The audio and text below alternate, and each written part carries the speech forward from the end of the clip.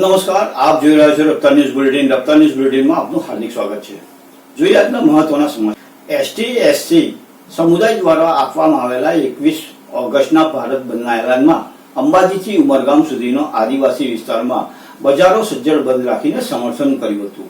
ત્યારે નર્મદા જિલ્લાના ડેડિયાપાડા તાલુકાના અને સાગબારામાં આજે એસટી અને એસસી સમુદાય દ્વારા સંબંધિત આરક્ષણ બનાવો અભિયાનમાં સમસ્ત આદિવાસી સમાજ દ્વારા બજારો બંધ રાખી એલાનને સંપૂર્ણ સફળતા જોવા. વેપારી મંડળે સ્વયંભૂ બજારો બંધ રાખીને સાથ સહકાર આપ્યો. તો આવો જોઈએ આ એક અહેવાલ. 1 ઓગસ્ટ 2024 ના રોજ સુપ્રીમ કોર્ટના ચીફ જસ્ટિસ ચંદ્રચૂડની 7 જજોની બેન્ચ દ્વારા ચુકાદો આપવામાં આવ્યો હતો કે અનુસૂચિત જાતિ અને અનુસૂચિત જનજાતિને આપવામાં આવેલા આરક્ષણ ક્રિમિનલ લાગુ કરીને રાજ્ય સરકારને કેટેગરીમાં વર્ગીકરણ કરવાની સ્વતંત્રતા આપવાનો ચુકાદો આપવામાં આવ્યો હતો.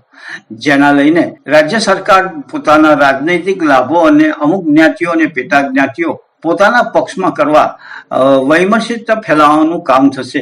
નામદાર સુપ્રીમ કોર્ટના મૂળ ચુકાદા સંવિધાન ઉલ્લેખ થાય છે. સંવિધાનની ધારા 341, 342 ના મૂળ સિદ્ધાંતોમાં ઘટાડો કે વધારો કરવાના અધિકાર માન્ય રાષ્ટ્રપતિ સંસદ પ્રદાન કરેલ છે. જ્યારે નામદાર સુપ્રીમ કોર્ટના આ અધિકારે રાજ્ય સરકારને આપવાનો ગેરસંવિધાનિક નિર્ણયને લઈને સમગ્ર દેશમાં SC/ST ના સામાજિક સંગઠનો દ્વારા આજે 21 ઓગસ્ટ ભારત બંધના એલાન આપવામાં આવ્યું. જેને લઈને ગુજરાતના તમામ સામાજિક રાજકીય આગેવાનો તથા સંગઠનો સાથે બેઠક મળી. આ બેઠકમાં વિસ્તૃત ચર્ચા બાદ ગુજરાતમાંથી અમે સૌ લોક સમર્થન જાહેર કરી અંબાજીથી ઉમરગામ સુધીના આદિવાસી વિસ્તારોને બંધ પાડવાનું આહવાન કર્યું છે. જેના પગલે આજે અંબાજીથી ઉમરગામ સુધીના આદિવાસી સમુદાય સાથે તમામ સમુદાયના વર્ગના લોકોએ સહકાર આપીને એકતા બતાવી જિલ્લા અને તાલુકા મથકો સહિતના બજારોએ સજ્જડ બંધ પાડી સમર્થન આપ્યું છે.